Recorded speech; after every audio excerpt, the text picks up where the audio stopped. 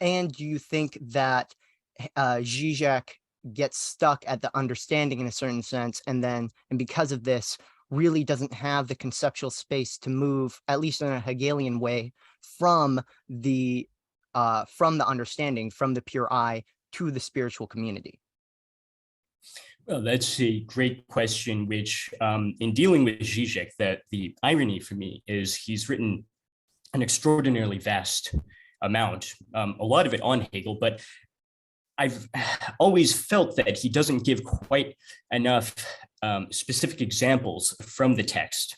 Yeah. Despite the irony that in one documentary, he noted that he always feels he has to give examples precisely because that's what Hegel himself did. People ask, why do you, talk so much about pop culture, politics? He says, well, I always have to use the example because that's what Hegel did. It's ironic that the only place he doesn't use the example so much is from Hegel's own texts themselves.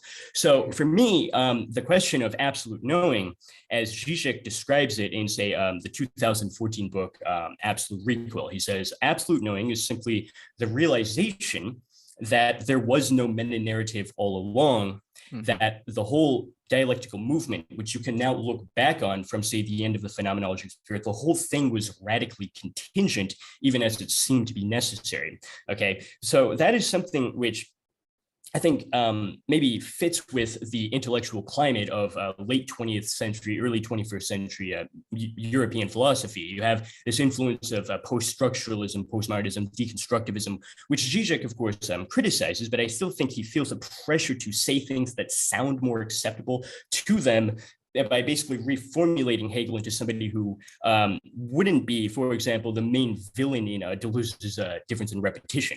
But when you look specifically at sections within the phenomenology of spirit that deal with subjectivity, of course, you have an idea that, as Zizek noted in Tickler's Subject, the subject is the night of the world, because even as early as Kant, you have this idea that the imagination is not so much the synthesis of which reduplicates a positivity which was already given out there.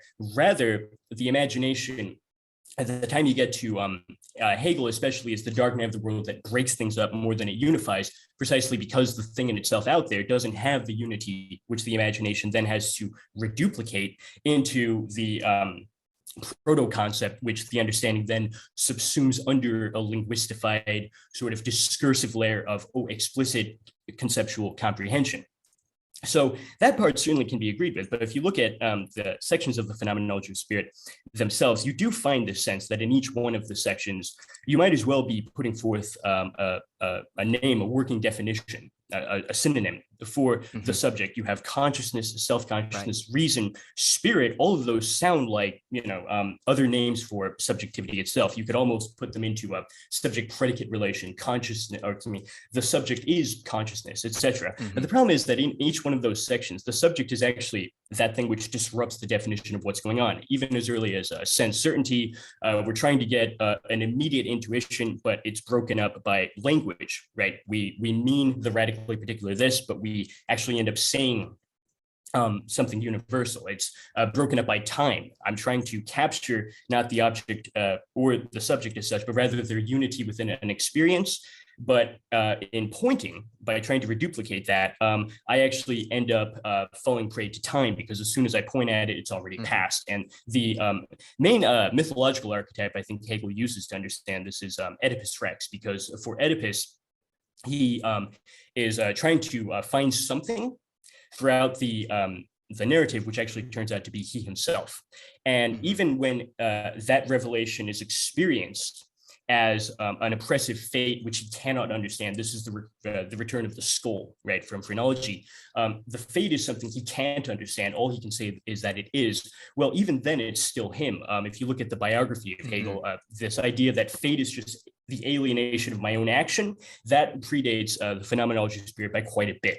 The influence of the Greek tragedies, especially Hegel noted in one early letter that he says, the only thing I read is Kant and the Greeks. So we have, I think, Oedipus as a useful mythological archetype to understand how Hegel understood subjectivity, in that even to the very end of the phenomenology, say in the section on revealed religion, where he deals with Christianity right before absolute knowing, he explicitly says the only thing holding us back from reaching absolute knowing is we still don't realize that the thing we're dealing with is us. And what he means specifically is, even if you have gotten past the paradoxes of the determinate negation of Christianity.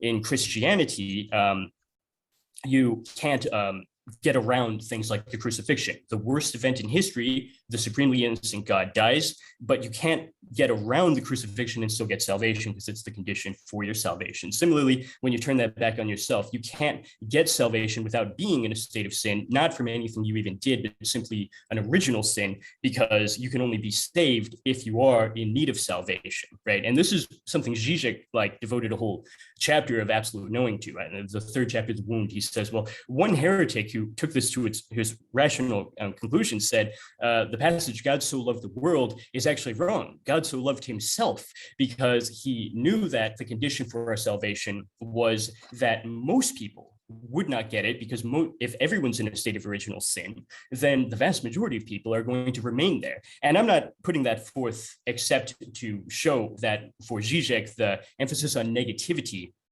within Hegel is very well exemplified within Christianity. So we get to the end of the phenomenology of spirit, basically, in which you're able to understand the necessity of the negativity of the crucifixion. You can understand the necessity of the negativity of your own original sin. But the one thing holding you back is the projection of God itself as something in a beyond.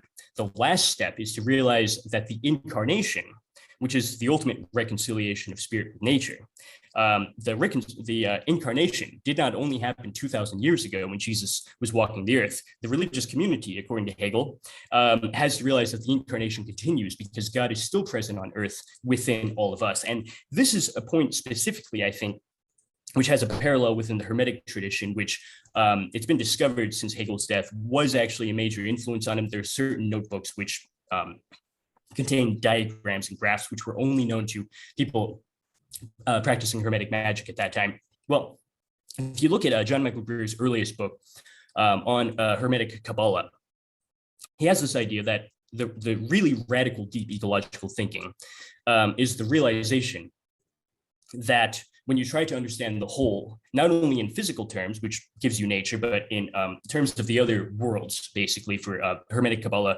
we're always existing in multiple worlds at the same time. And one of those worlds is actually always in the presence of God, right? Because one of ourselves is located in that layer. If you take it all the way to the end, you'll realize that the whole is actually just God itself.